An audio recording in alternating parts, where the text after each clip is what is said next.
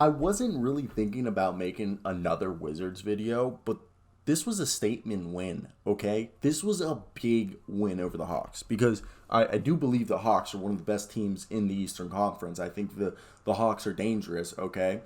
And the fact that the Wizards won tonight, and they didn't have Daniel Gafford, who I think is an integral part of this rotation, and they have Montrezl Harrell starting. And you could argue that the Hawks were basically at full force, and they were able to beat them. I know the Hawks are a really good team, and I've said this countless times, and I do believe in the Hawks, and I think this is just a loss in theirs. I don't think it's a huge loss in their eyes, but I think this is even though this is, like the fourth or fifth game, the fifth game for the Wizards, this is a big win for them because this, I think, was a big test against a team who is a very good scoring team who is equally as deep. Okay, and what I mean equally as deep is that the Hawks had an 11-man rotation tonight, and the Wizards tonight, without Daniel Gafford, were down to their 9-man rotation, and usually they have about a 10-man rotation.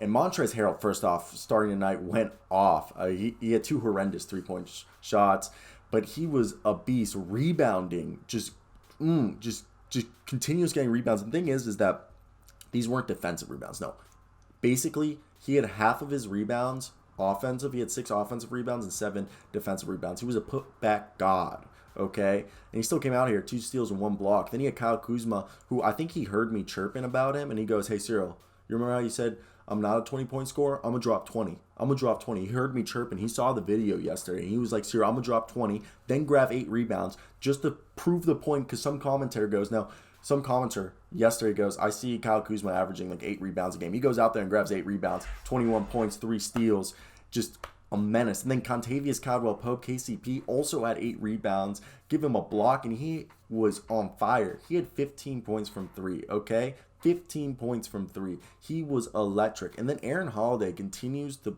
prove my point. First off, this team is so good at the point of attack defense, like at the perimeter. Like, there were so many times where they had 3 guys, either being, Kyle Kuzma, Aaron Holiday, Bradley Beal, Kentavious Caldwell-Pope, Denny Avdia. Denny Avdia is a good defender, and he needs to,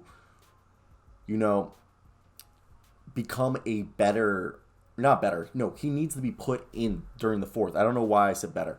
He needs to be put into the fourth. I just brain farted there. But he needs to be put more in the fourth for his defense, because I love him defensively. Denny Avdia, Raul Neto are the 2 best perimeter defenders off the bench. And then right now, Kentavious Caldwell-Pope, Bradley Beal, Aaron Holiday. Well, Aaron Holiday usually comes off the bench because we didn't even have Spencer Dinwiddie or Daniel Gafford tonight. So Aaron Holiday, Denny Avdia, and Raul Neto are their 3 best perimeter defenders off the bench, and they're fantastic, like starting level, great perimeter defenders. And then the starters in KCP, Bradley Beal and Kyle Kuzma are also fantastic perimeter defenders in their own right.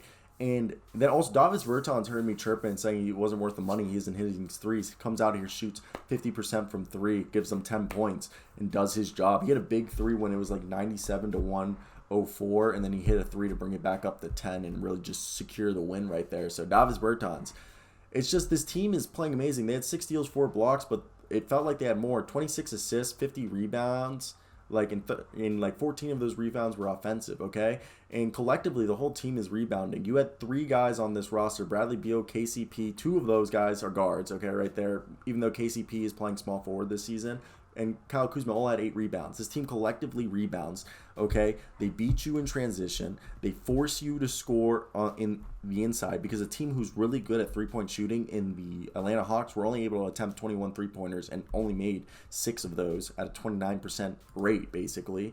And look, the Wizards are a team that they didn't have any fast break points, but they'll score on you from either outside or inside. They had hit 38% of the threes tonight, 13 of them, and then they scored 60 points in the paint, okay? So right there, you think about that, they had 39 points from 3, 60 points from the paint, okay? That's 99 points there. Then you throw in another 17 points, which brings you to about 116, okay, from the free throw line.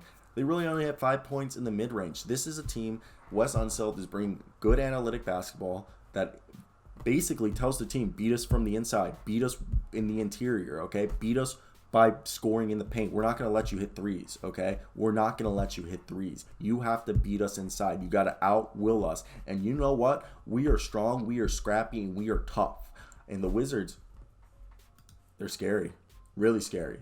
And like I've said, I think right now my top 5 seed team, in no specific order in the East, is probably the Hawks, the Knicks, the Wizards.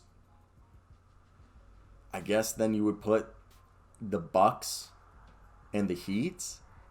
Am I really taking the Nets out of this? Maybe the Nets do have a better record, but I don't think the Nets are better than those 5 teams. Okay, I think those are the best 5 teams right there in the Eastern Conference. Am I talking out my ass? Let me hear.